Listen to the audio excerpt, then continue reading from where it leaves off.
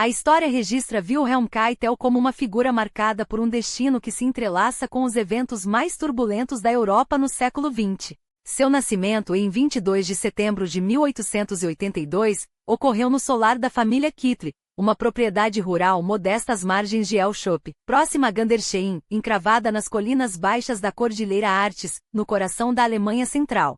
Seu pai, Karl Kittley, embora dono de um latifúndio de 650 acres, lutava contra a adversidade. Solos inférteis e a dificuldade de administrar uma extensão tão vasta consumiam seus esforços, deixando a família em constante aperto financeiro. Sua mãe, Apolonia Fizer, descendia de uma linhagem antiga de agricultores arrendatários da região, mas Wilhelm mal chegou a conhecê-la. Ela faleceu ao dar à luz seu irmão mais novo, Bordial, quando ele tinha apenas 6 anos.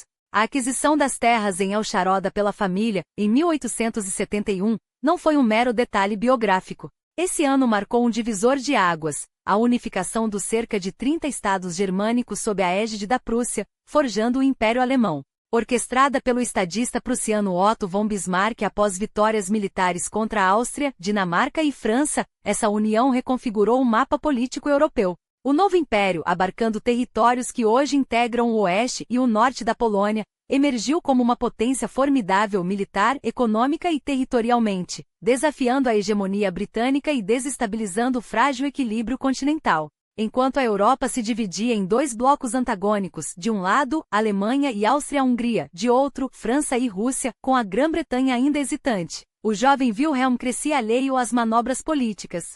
Seu universo girava em torno da agricultura, dos cavalos e da caça, atividades que ocupavam não só seu tempo, mas também os interesses de sua família. As decisões tomadas em Berlim só ecoavam em sua vida quando afetavam as tarifas protecionistas que impactavam o setor agropecuário. Sua educação, conduzida por um preceptor particular, revelou um aluno mediano, embora seu tutor reconhecesse nele uma inteligência aguçada. Mais tarde, mal conseguiu se formar no ginásio de Gotinga, um feito que pouco o incomodou, convencido de que seu futuro estava atrelado às tradições familiares e à administração das propriedades Kittley. No entanto, algo mudou em sua adolescência. Em vez de seguir o caminho esperado, Wilhelm voltou-se para a carreira militar, uma escolha que refletia o espírito da época. As nações europeias expandiam seus exércitos e disputavam os últimos territórios não colonizados além-mar. Sua opção pela artilharia prussiana, ainda uma força distinta dentro do exército alemão, surpreendeu muitos, especialmente porque a família Kittley nutria uma desconfiança histórica em relação ao domínio prussiano sobre a Alemanha unificada, um sentimento que o diferenciaria de seus pares nas fileiras militares. Em 1901, aos 19 anos, alistou-se no 46º Regimento de Artilharia de Campo da Prússia, estacionado perto de Brunick, não muito longe de sua terra natal. Sua origem burguesa lhe garantiu uma patente de oficial subalterno com rapidez, e não demorou para que seu talento se destacasse. Sua capacidade de organização e seu faro tático chamaram a atenção dos superiores. Ainda na casa dos 20 anos, já havia sido promovido a capitão do Estado-Maior, um feito notável para alguém tão jovem. Nesse período também selou seu destino pessoal ao desposar Lisa Fonten, filha de um próspero agricultor de Hanover. O casamento uniu dois mundos distintos. Ela, refinada, letrada e apaixonada por música. Ele, um homem de ação, cujos conhecimentos se limitavam, segundo amigos íntimos, a tratados de estratégia militar e relatos de batalhas. 2 anos depois, em 1911, nasceu sua primeira filha, Nona, seguida por 3 filhos Karl-Heinz, Ernst e Hans-Georg, todos destinados a seguir os passos do pai nas forças armadas alemãs. Os anos 1910 testemunharam uma escalada de tensões que transformariam o continente. Crises regionais, como os conflitos no Marrocos e os atritos nos Balcãs, onde o declínio do Império Otomano deixava um vácuo de poder, ameaçavam, a cada episódio, deflagrar uma guerra generalizada. A Grã-Bretanha, até então neutra, acabou se alinhando à França e Rússia, enquanto a Alemanha e a Áustria-Hungria consolidavam sua aliança. O estupim veio em 28 de junho de 1914, quando o arquiduque Francisco Fernando, herdeiro do trono austro-húngaro, foi assassinado em Sarajevo por um nacionalista sérvio. Em poucas semanas, o conflito local entre Áustria-Hungria e Sérvia arrastou as grandes potências. A Rússia mobilizou suas tropas, a Alemanha declarou guerra à Rússia e, em seguida, a França, e a Grã-Bretanha finalmente entrou no conflito ao lado dos franco-russos. Em 4 de agosto de 1914, a Europa mergulhava na Primeira Guerra Mundial. Keitel, então integrante do 46º Regimento de Artilharia, foi enviado para Flandres, na Bélgica, região estratégica invadida pelos alemães como rota de acesso ao nordeste da França. Ali, nas trincheiras que logo se estenderiam entre Paris e a fronteira belga, travariam-se os combates mais sangrentos dos 4 anos seguintes. Seu batismo de fogo, porém, foi breve. Em setembro de 1914, um estilhaço de granada feriu seu braço direito, afastando-o temporariamente da linha de frente. Sua recuperação, no entanto, abriu portas inesperadas. Reconhecido por sua competência excepcional em logística e planejamento, foi convocado para o Estado-Maior-Geral do Exército Alemão. Sua expertise em artilharia, arma decisiva em uma guerra onde as batalhas eram precedidas por bombardeios intensos antes de qualquer avanço das tropas, foi determinante para sua ascensão. Poucos imaginariam então que aquele oficial metódico e reservado se tornaria uma peça-chave nos anos mais sombrios da história europeia. A maioria dos oficiais que galgaram posições de destaque no exército alemão durante a Primeira Guerra Mundial vinha dos regimentos de artilharia, um detalhe que, à primeira vista, poderia parecer irrelevante, mas que revelava uma verdade incômoda. Nem mesmo a superioridade tática em campo de batalha seria suficiente para compensar as deficiências estruturais da Alemanha. Apesar de sua máquina de guerra ser mais eficiente que a dos britânicos, franceses ou russos, o problema não era de estratégia, mas de números brutais. A entrada dos Estados Unidos no conflito em 1917 selou o destino alemão. Um país com recursos humanos e materiais esgotados não poderia sustentar uma guerra contra uma coalizão que agora contava com o peso industrial e demográfico de uma superpotência em ascensão. O colapso não veio apenas dos frontes. Dentro das próprias fileiras militares, a exaustão e o descontentamento se espalhavam como um vírus, enquanto nas cidades alemãs a fome e a escassez de suprimentos básicos alimentavam uma indignação que logo transbordaria para as ruas. Em novembro de 1918, uma onda de revoltas varreu a Alemanha, forçando a abdicação do Kaiser Guilherme II e enterrando de vez o Império Alemão. 2 dias depois, o armistício era assinado, não por uma derrota militar esmagadora, mas pela impossibilidade de continuar lutando. O que se seguiu não foi paz, mas uma humilhação calculada. Os tratados que emergiram nos anos seguintes, especialmente o de Versalhes, desmembraram o território alemão para criar uma Polônia independente, impuseram reparações de guerra estratosféricas, e o mais cruel para homens como Hitler, reduziram as forças armadas a um esqueleto simbólico, apenas 100.000 soldados, sem tanques, sem aviação, com uma artilharia limitada a obuses de pequeno calibre. Para um oficial de sua estirpe, a perspectiva era desoladora. Centenas de milhares de soldados e comandantes, muitos deles ainda em plena capacidade física e intelectual, foram demitidos entre 1919 e 1920, jogados em um mercado de trabalho em ruínas e em uma sociedade que os via como lembranças incomodas de uma derrota que ninguém queria assumir. Esses homens, jovens e de meia idade, endurecidos pela guerra, mas sem propósito no pós-guerra, tornaram-se terreno fértil para o ressentimento. Muitos migraram para organizações paramilitares como os Freikorps, onde a disciplina militar se misturava a um nacionalismo doentio. Outros se agruparam em associações de veteranos como o Stahlhelm, alimentando um ódio que mais cedo ou mais tarde encontraria válvulas de escape violentas. Hitler, no entanto, não estava entre eles. Nos meses finais da guerra, sua trajetória havia tomado um rumo distinto. Promovido sucessivamente, primeiro a oficial do Estado-Maior de uma divisão de infantaria de reserva e depois a comandante de um corpo de fuzileiros navais estacionado em Flandres, ele havia tecido relações com os escalões mais altos do comando alemão.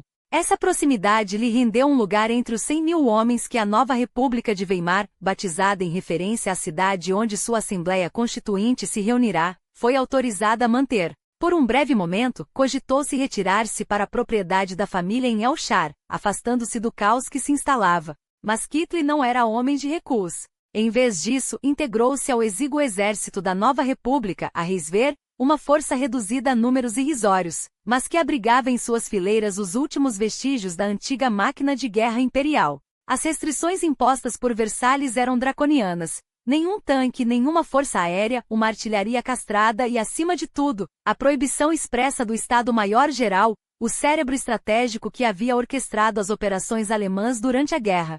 Mas onde uns viam limites intransponíveis, outros, como o novo chefe do Estado-Maior, general Hans von Seck, enxergavam desafios a serem contornados. Kittel, agora reclassificado como coronel e chefe de seção no recém-criado Truppenon, um eufemismo para o Estado-Maior proibido, tornou-se peça central nesse jogo de engodo.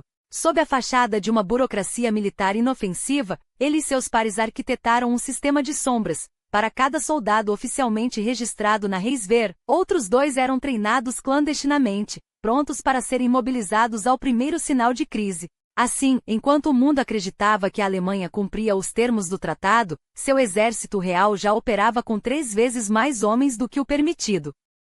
Enquanto Kittel e seus companheiros teciam essa rede de resistência silenciosa, a Alemanha vivia uma montanha-russa política. Nos primeiros anos da década de 1920, o descontentamento com o desfecho da guerra fermentava entre veteranos e civis, muitos dos quais encontraram refúgio em grupos extremistas. Entre eles, um partido marginal em Munique, o Partido Nacional Socialista dos Trabalhadores Alemães, ou, como ficaria conhecido, o Partido Nazista, começava a ganhar tração. Liderado por um agitador austríaco chamado Adolf Hitler, um veterano ferido na guerra, o grupo tentou em novembro de 1923 um golpe mal planejado na Baviera. O Putsch de Munique durou poucas horas e terminou com Hitler preso, mas o episódio foi um sintoma inquietante. A República de Weimar, nascida frágil, já mostrava rachaduras profundas. Por um breve período a Alemanha pareceu se estabilizar. Os anos dourados do final da década de 1920 trouxeram uma ilusão de prosperidade. O jazz ecoava pelas Bierhallen de Berlim, o cinema mudo encantava plateias, e o expressionismo alemão conquistava o mundo com sua estética revolucionária. Mas era uma fachada. Em outubro de 1929, o crash da Bolsa de Nova York arrastou a economia global para um abismo, e a Alemanha, dependente de empréstimos americanos, foi uma das mais atingidas. O desemprego explodiu, a inflação devorou poupanças e o centro político, que havia mantido o país em relativo equilíbrio, começou a ruir. Nos extremos, comunistas e nazistas ganhavam força. Nas eleições de 1932, estes últimos conquistaram 37% dos votos, tornando-se a maior bancada do Reichstag. Os partidos moderados ainda resistiam em entregá-los o poder, mas por quanto tempo? Nesse turbilhão, Hitler seguia sua carreira com a precisão de um relojoeiro. Em 1931, recebeu uma missão que o levaria para além das fronteiras da Alemanha, Moscou. Em um arranjo paradoxal, o governo de Weimar havia estabelecido uma colaboração secreta com a União Soviética de Stalin, 2 regimes que, apesar de ideologias opostas, compartilhavam um interesse mútuo. Os soviéticos precisavam de tecnologia militar e treinamento, enquanto os alemães. Os oficiais do Exército Vermelho eram assessorados pelos comandantes alemães, ainda considerados, à época, os melhores estrategistas do mundo. Em troca, Moscou permitia que Berlim treinasse suas tropas em solo soviético, burlando assim as restrições do Tratado de Versalhes. Aqueles soldados não constariam nos registros oficiais como parte do exército alemão, limitado a apenas 100.000 homens. Foi nesse cenário, em 1931, que Hitler testemunhou de perto a imensidão do Império Soviético e a força bruta do Exército Vermelho. A experiência parece ter forjado nele uma convicção inquietante. A Alemanha jamais deveria entrar em guerra contra aquela máquina de guerra. Mas o preço por essa revelação seria alto. Enquanto observava o gigante soviético, Hitler ignorou um sinal de alerta em seu próprio corpo, uma veia inflamada na perna que, negligenciada, evoluiu para uma trombose grave nos meses seguintes.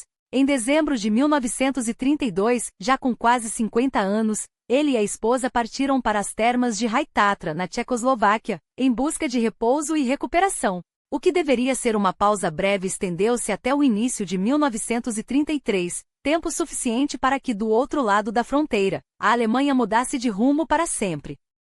Foi durante aquela convalescença que Hitler recebeu a notícia: a república que conhecia desmoronava. Após um governo minoritário fracassado liderado por Franz von Papen, e novas eleições que não quebraram o impasse em Berlim, uma coalizão de figuras poderosas, entre elas o próprio Papen e líderes da elite industrial, convenceu o presidente Paul von Hindenburg a nomear Adolf Hitler como chanceler, em janeiro de 1933. Os moderados acreditavam poder controlá-lo, usando-o como um dique contra a ascensão da esquerda. Enganavam-se. Em semanas os nazistas manipularam as eleições com intimidação, ampliaram sua bancada no parlamento e após o incêndio do Reichstag atribuído a Subversivos comunistas aprovaram a Lei de Plenos Poderes. Em 23 de março de 1933, a Weimar deixava de existir. Nascia a Alemanha de Hitler. Hitler não era, à primeira vista, um candidato óbvio para prosperar nesse novo regime. Sua lealdade política inclinava-se para Papen, e sua desconfiança em relação aos nazistas era conhecida. No entanto, o exército, onde ele ainda ocupava um posto de comando, não fora imediatamente engolido pelo partido. Os nazistas permitiram que a oficialidade mantivesse certa autonomia nos anos 1930, enquanto aceleravam o rearmamento. Uma mudança simbólica ocorreu no topo. O general Werner von Blomberg, chefe do Estado-Maior, foi promovido a ministro da Defesa, tornando-se na prática o comandante supremo das Forças Armadas. Blomberg e Hitler tinham laços antigos, forjados nas trincheiras da Primeira Guerra. Essa conexão, somada à necessidade de quadros experientes, abriu portas para ele. Em 1º de outubro de 1933, Hitler foi promovido a general de divisão e designado para liderar a infantaria em Potsdam. Um ano depois, recebeu uma missão ainda mais estratégica: supervisionar a criação de uma nova divisão em Bremen, no norte do país, parte do plano nazista para ultrapassar, sem rodeios, os limites impostos por Versalhes. Mas um fantasma pairava sobre os oficiais veteranos como Hitler, a Sturmabteilung SA, a milícia paramilitar nazista, que em 1934 já contava com 2 milhões de homens. Se fundida ao exército regular, a SA ameaçava diluir, ou até substituir, a hierarquia tradicional. A perspectiva era aterradora para um profissional como ele. Hitler, porém, tinha outros planos. Temendo o poder crescente de Ernst Röhm, líder da SA, ordenou a Noite das Facas Longas, em 30 de junho de 1934. Röhm foi executado, a cúpula da SA dizimada e a milícia, reduzida a 40% de seu tamanho nos anos seguintes. O exército, agora livre da concorrência interna, ganhou ainda mais força com o anúncio, em 16 de março de 1935, da reintrodução do serviço militar obrigatório, uma manobra técnica para burlar Versalhes, inspirada nas táticas dos anos 1920. Foi nesse contexto que a percepção de Hitler sobre Hitler começou a mudar, não apenas pela eliminação da SA, mas por um encontro pessoal que o marcou. Em fins de 1933, durante uma conferência em Bad Reichenau, os dois trocaram algumas palavras. Breve, quase insignificante, aquele diálogo parece ter exercido sobre Hitler um fascínio inexplicável, um fenômeno recorrente entre aqueles que se aproximavam do Führer. Seria genuína admiração ou, anos depois, uma desculpa conveniente para justificar suas escolhas? Independentemente da resposta, o fato é que a partir dali, Hitler abraçou a causa nazista com convicção. O ano de 1935 selaria seu destino. Em 21 de maio, o Reichswehr, o exército limitado e humilhado do pós-guerra, foi rebatizado como Wehrmacht, a Força de Defesa. O nome era uma ironia, na prática tratava-se do primeiro passo para a guerra de conquista. Hitler anunciou a criação de 36 divisões, 5 vezes mais do que o permitido por Versalhes. Em dezembro, o general Ludwig Beck adicionou 48 batalhões de tanques ao plano. Paralelamente, Hermann Göring estruturava a Luftwaffe, a força aérea proibida pelo tratado. A mensagem era clara: a Alemanha rearmava-se sem disfarces. E no centro desse processo estava a Wehrmacht, agora responsável por coordenar o exército, a marinha, Kriegsmarine, a aviação e as novas divisões blindadas. Hitler, como um de seus generais, seria peça-chave nessa engrenagem. O palco para seu papel mais decisivo e trágico estava montado. O cronograma que Hitler inicialmente imaginava estender por uma década foi brutalmente comprimido para apenas 4 anos. A máquina de guerra agora tinha um novo comandante, o general Werner von Blomberg, cujo título ministerial foi estrategicamente alterado de ministro da Defesa para ministro da Guerra, uma mudança simbólica que refletia a transição de uma Alemanha em teorias para uma Alemanha em ação. Mas o controle operacional do dia a dia da Wehrmacht não ficaria em suas mãos. Blomberg, astuto, indicou um nome a Hitler, Wilhelm Keitel. A recomendação foi endossada por outro peso pesado do alto comando, o general Werner von Fritsch, comandante supremo das forças terrestres. No entanto, Keitel hesitou. Aquilo era, sem dúvida, uma promoção, mas significava retornar a um cargo burocrático em Berlim, longe das tropas que havia liderado com mão firme em Potsdam e Bremen. O homem que preferia o campo de batalha ao papelada via-se diante de um dilema: aceitar o posto e tornar-se o engenheiro logístico da guerra que se avizinhava ou recusar e ficar à margem da história. Foi sua esposa, Lisa, quem o convenceu. Ela ansiava pelo retorno à capital e Keitel, após ponderar, cedeu. Em outubro de 1935 assumiu como chefe do Alto Comando das Forças Armadas, OKW, subordinado apenas a Blomberg, mas com poder real sobre a engrenagem que movia todas as divisões militares alemãs. Para coroar a ascensão, no primeiro dia de 1936, recebeu as insígnias de tenente-general. O desafio que o aguardava, porém, era hercúleo. Seu antecessor, o major-general Walter von Reichenau, entregou-lhe os documentos mais críticos da Wehrmacht vestindo roupa de tênis, literalmente. Após uma breve explicação, Reichenau deixou Keitel sozinho com uma pilha de dossiês e partiu para as quadras, como se a administração de um exército em expansão vertical fosse mero detalhe. Mas o verdadeiro obstáculo não eram os papéis, e sim o labirinto de egos e jurisdições sobrepostas que minavam a eficiência da máquina militar. Teoricamente, Hermann Göring, como chefe da Luftwaffe, deveria obedecer às ordens de Keitel. Na prática, porém, Göring era o número 2 do Reich, braço direito de Hitler, intocável. Um general não podia dar ordens a um homem que, com um telefonema, decidia o destino de ministros. O mesmo valia para von Fritsch, que enxergava as forças terrestres como um feudo independente, resistindo a qualquer interferência do OKW. Hitler, longe de mediar os conflitos, alimentava-os. Para ele, a rivalidade entre seus generais era um antídoto contra o surgimento de um poder único capaz de desafiá-lo. Keitel, assim, viu-se presidiando um circo de titãs, onde cada um puxava a corda para seu lado, e o Führer observava, satisfeito, enquanto a Alemanha se armava a uma velocidade estonteante. E ainda assim a máquina funcionou. Entre 1936 e 1937, as divisões prometidas por Hitler materializaram-se. As 36 unidades planejadas tornaram-se realidade, e o exército saltou de 100 mil para 600 mil homens, 6 vezes o limite imposto por Versalhes. Tanques Panzer saíam das fábricas em série, enquanto a Luftwaffe, de mera sombra em 1933, agora contava com mais de 1.000 aeronaves operacionais, entre bombardeiros e caças. A Kriegsmarine, por sua vez, não ficava atrás, enquanto os estaleiros lançavam novos U-Boots ao mar. Em 1936 iniciava-se a construção dos 2 maiores couraçados do mundo, os colossos Bismarck e Tirpitz, projetados para dominar os oceanos. No epicentro desse furacão logístico estava Keitel. De seu gabinete em Berlim, ele orquestrava o fluxo de recursos para estaleiros e aeródromos, garantindo que cada parafuso, cada projétil, cada litro de combustível chegasse ao destino certo. Era o arquiteto invisível do rearmamento alemão, o homem que entre 1935 e 1939, transformou promessas em exércitos, planos em tanques e ambição em poderio militar. Sem ele, a Blitzkrieg não passaria de um sonho no papel, mas 1938 traria uma virada dramática. Até então, a Wehrmacht mantinha uma fachada de autonomia. Blomberg e Fritsch, embora leais ao regime, não hesitavam em frear os excessos de Hitler quando julgavam necessário. Para o Führer, porém, essa resistência era um obstáculo, e em janeiro daquele ano, o destino lhe ofereceu a chance perfeita de eliminá-los. No dia 12, Blomberg, viúvo havia anos, surpreendeu a todos ao anunciar seu casamento com Erna Gru, uma datilógrafa de 26 anos. Em poucos dias, a polícia de Berlim desenterrou um passado sombrio. Gru tinha ficha criminal, incluindo poses para fotografias pornográficas e acusações de prostituição. O escândalo era inaceitável para um ministro da guerra.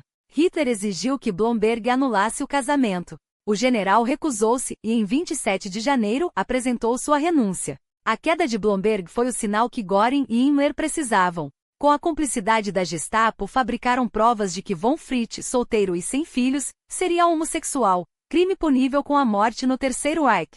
Em fevereiro, Fritsch foi forçado a renunciar, acusado de conduta imprópria. Em 2 jogadas cirúrgicas, Hitler decapitou a velha guarda militar, removendo os últimos obstáculos à sua hegemonia sobre as forças armadas. Keitel teve papel decisivo na queda de Blomberg, ao levar as provas contra Gru ao conhecimento de Hitler. Essa lealdade incondicional, que já lhe rendera a fama de simples sim senhor, agora seria recompensada. Com Blomberg fora, o Führer não nomeou um sucessor. Em vez disso, assumiu pessoalmente o comando supremo da Wehrmacht, centralizando o poder como nunca antes. E ao seu lado, como chefe do OKW e braço executivo de suas ordens, colocou o homem que jamais ousaria questioná-lo, Wilhelm Keitel. A partir daquele momento, a máquina de guerra alemã não teria mais freios. E Keitel, o lojista brilhante, tornará-se também o carrasco de sua própria consciência. Keitel, agora não apenas o braço executivo de Hitler, mas o arquiteto silencioso de sua máquina de conquista,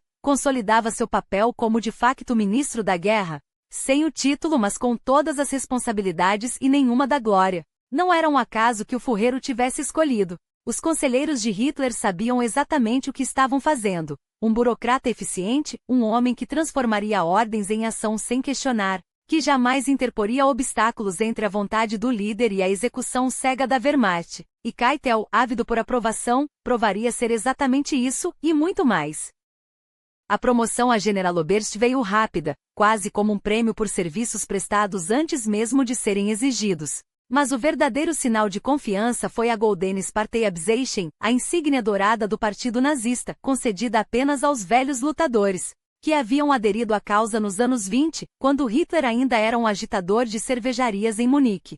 Keitel não era um deles. Não havia marchado nas ruas, não havia enfrentado a polícia nas tentativas de golpe. Mas o símbolo agora brilhava em seu peito, uma ironia cruel. O homem que nunca fora um fanático ideológico recebia a distinção dos fanáticos, como se o regime quisesse selar seu destino. Ele pertencia a eles agora, corpo e alma. Enquanto isso, a Europa deslizava para o abismo. A remilitarização da Renânia em 1936 havia sido um teste e o mundo, paralisado, nada fizera. Agora, o ritmo acelerava. A Áustria, há anos minada por nazistas austríacos infiltrados e pressionada por Berlim, foi o primeiro alvo.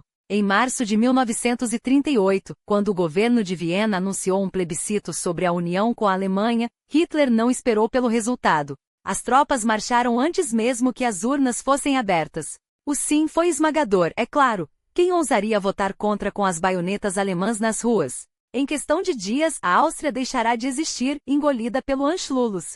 Keitel, afogado em papéis e ordens de última hora, descobriu algo aterrador: não havia plano. Nenhum esboço logístico, nenhuma estratégia prévia. Ele era esperado para improvisar, para transformar o caos em conquista. E assim fez, sem um pio de protesto. Depois veio a Tchecoslováquia. Primeiro os Sudetos arrancados com a cumplicidade covarde de Chamberlain e Daladier em Munique. Depois o resto do país, devorado em março de 1939, quando Hitler rasgou o acordo que ele mesmo havia assinado meses antes. A esta altura, até os mais cegos entendiam. A próxima seria a Polônia. E desta vez não haveria recuo. Enquanto os diplomatas britânicos e franceses, finalmente despertos, advertiam que um ataque à Polônia significaria guerra, Keitel trabalhava incansavelmente, não para evitar o conflito, mas para garantir que a Wehrmacht estivesse pronta para vencê-lo. E então, à noite de 9 de novembro de 1938, a Kristallnacht. Vidros quebrados, sinagogas em chamas, judeus espancados nas ruas, enquanto a polícia e os bombeiros assistiam, indiferentes.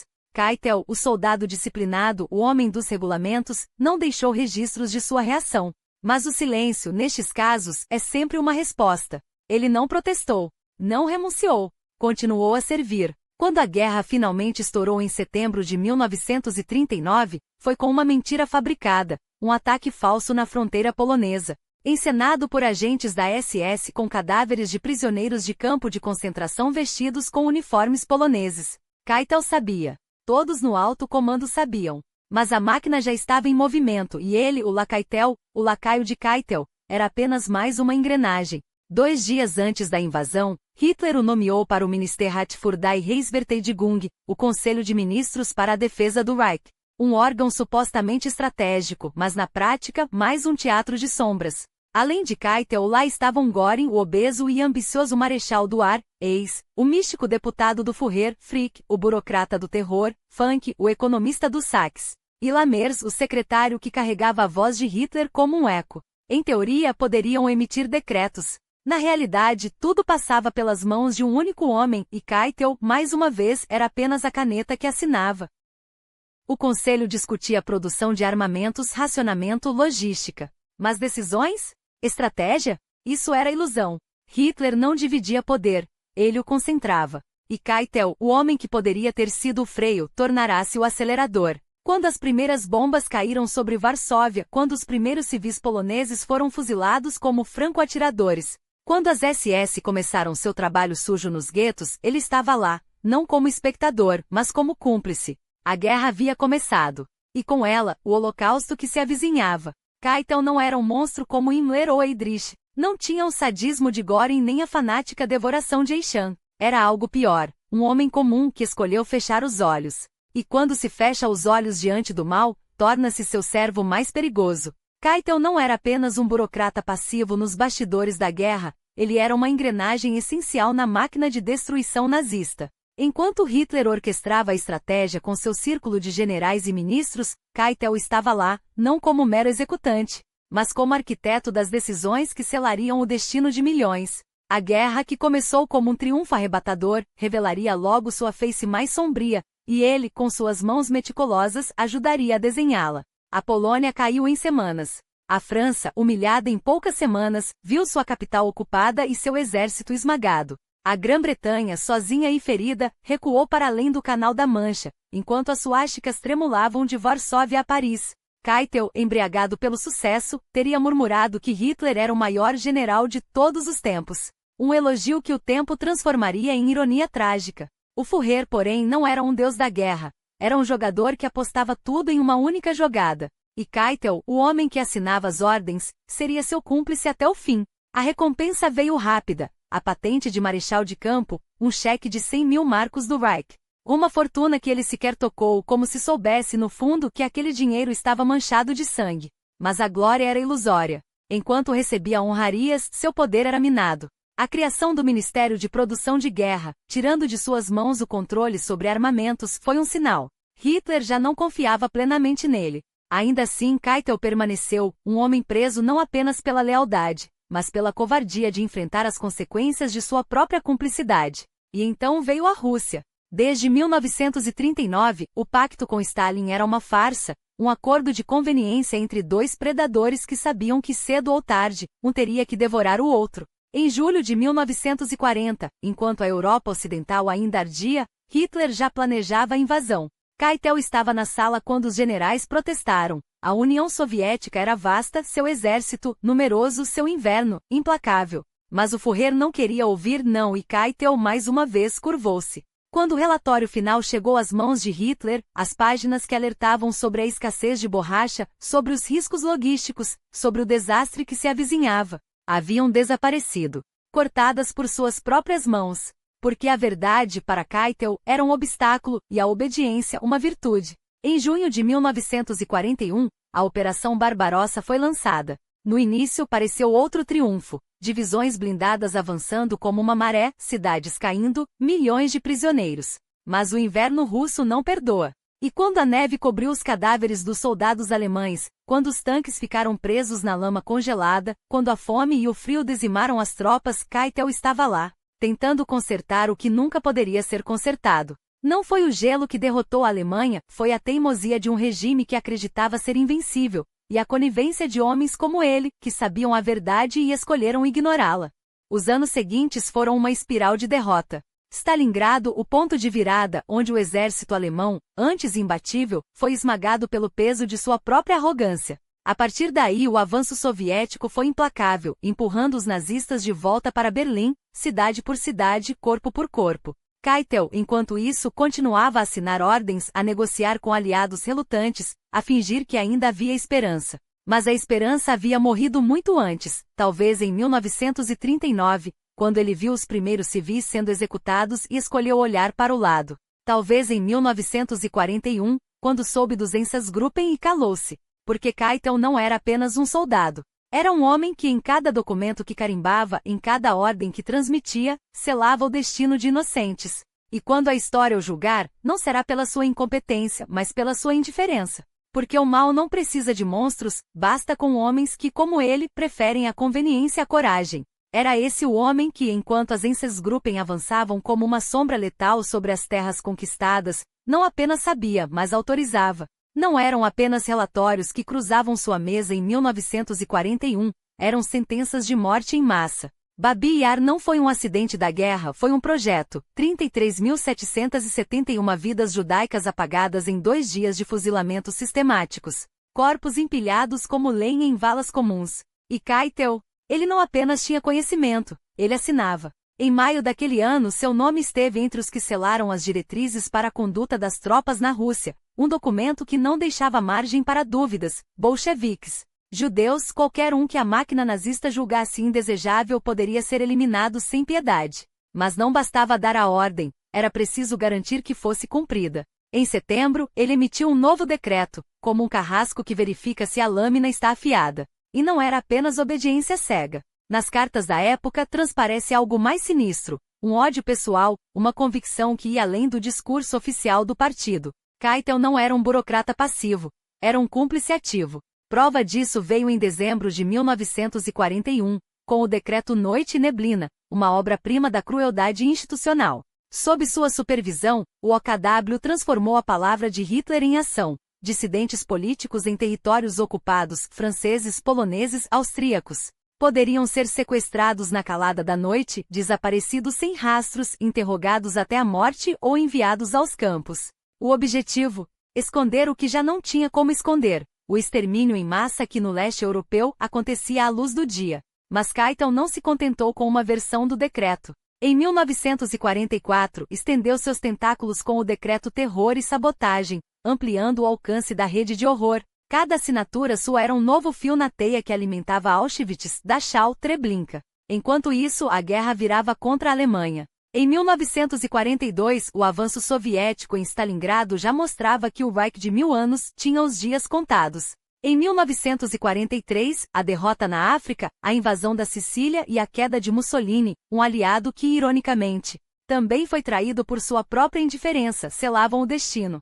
Os aliados apertavam o cerco, pelo oeste com o dia D em junho de 1944, pelo leste com o Exército Vermelho avançando como uma maré de vingança.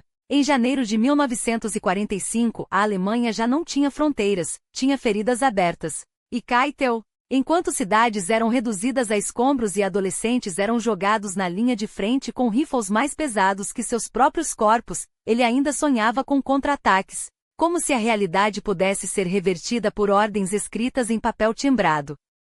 Até que veio 20 de julho de 1944. Um breve clarão de resistência, a bomba na Toca do Lobo, o plano de Stauffenberg para matar Hitler e salvar a Alemanha do abismo. Keitel não foi apenas um espectador da repressão que se seguiu, foi um arquiteto. Enquanto os feridos ainda gemiam no chão da sala de guerra, ele acionou as bases militares para abortar o golpe. Depois, sentou-se no tribunal que torturou e executou mais de 5.000 pessoas, incluindo generais que ao menos por um instante tiveram a coragem que ele nunca teve. Cada confissão arrancada sob dor, cada fuzilamento sumário, carregava sua assinatura moral. Quando Berlim finalmente caiu, em abril de 1945, Keitel ainda insistia em contra-ataques. Como se a história não estivesse gritando em seus ouvidos. Chega! Enquanto Hitler se escondeva no bunker, sonhando com vitórias que nunca viriam, e Goebbels preparava o suicídio coletivo de sua família, os últimos defensores da cidade, velhos, crianças, soldados exaustos, eram sacrificados em nome de um delírio. Até que no dia 30, o Führer pôs fim à própria vida. No dia seguinte, Goebbels seguiu seu exemplo. Berlim se rendeu em 2 de maio, e o Império de 1000 anos desabou em menos de uma década. Os ratos, porém, sempre procuram um navio que afunde mais devagar. Nos estertores finais do Reich, os remanescentes do regime fugiram para Flensburg, perto da fronteira dinamarquesa, onde Dönitz, o último líder de um país que já não existia, tentou negociar uma rendição que salvasse sua própria pele. Keitel estava entre eles, claro.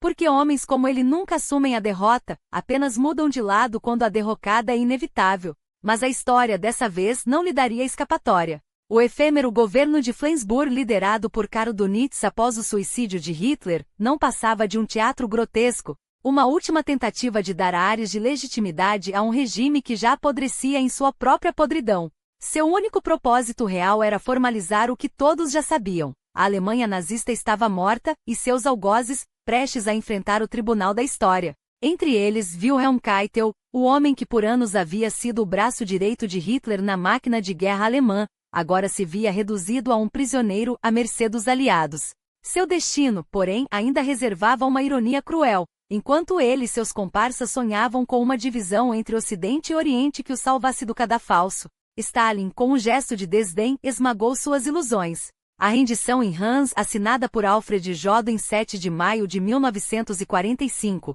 não bastava para o líder soviético. Não quando a URSS havia enterrado milhões de seus filhos sob a bota nazista. Keitel então foi arrastado a Berlim para repetir o ritual da humilhação, desta vez sob o olho atento dos soviéticos. Em 8 de maio, a caneta que assinou a rendição incondicional selou não apenas a derrota da Alemanha, mas o início do fim para homens como ele. Eles ainda se enganavam.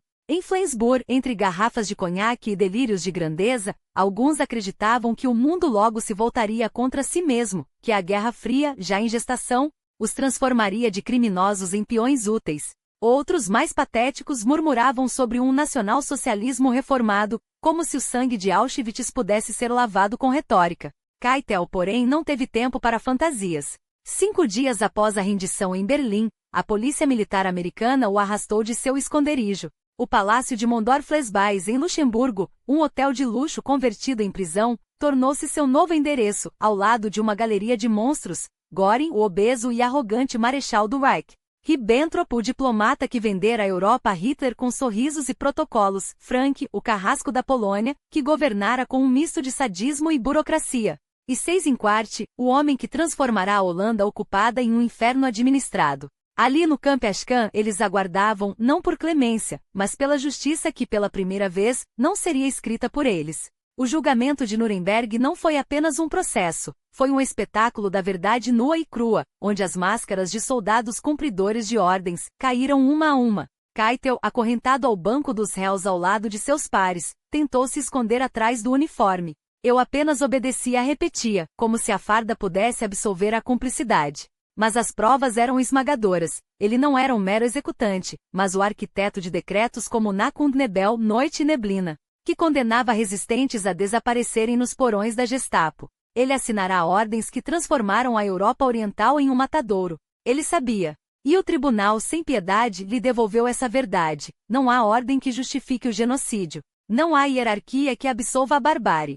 Condenado à forca, Keitel ainda teve a audácia de pedir uma morte digna fuzilamento como um soldado. Negado. Sua execução em 16 de outubro de 1946 foi tão grotesca quanto sua carreira. O carrasco americano, John C. Woods, errou o comprimento da corda. Em vez de uma morte instantânea, Keitel se debateu por 24 minutos, o pescoço não quebrado, o rosto esmagado contra a borda da alçapão, os olhos arregalados em um último espasmo de terror. Göring, covarde até o fim, envenenou-se na véspera.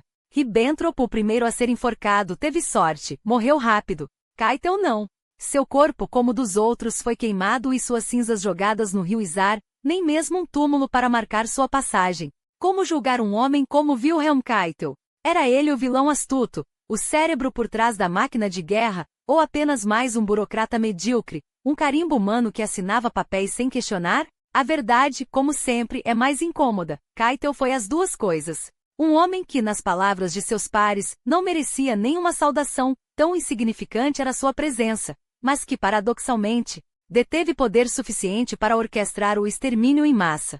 Não era um gênio, nem um fanático ideológico como Himmler. Era pior, um funcionário do apocalipse, aquele tipo de homem que, sem a sombra de Hitler, talvez nunca tivesse cometido um crime na vida, mas que, sob suas ordens, assinou a morte de milhões com a mesma frieza com que aprovaria um relatório de munições. O tribunal de Nuremberg não teve dúvidas, a obediência cega não é desculpa, é cumplicidade. E Keitel, com sua caneta e seus decretos, foi tão culpado quanto os que empunhavam as armas. Sua história não é a de um monstro carismático, mas a de um homem comum que escolheu servir ao mal, e por isso mereceu o cadafalso. O que você acha? Era ele apenas uma engrenagem no mecanismo nazista ou um dos seus principais engenheiros? A resposta talvez revele mais sobre nós do que sobre ele.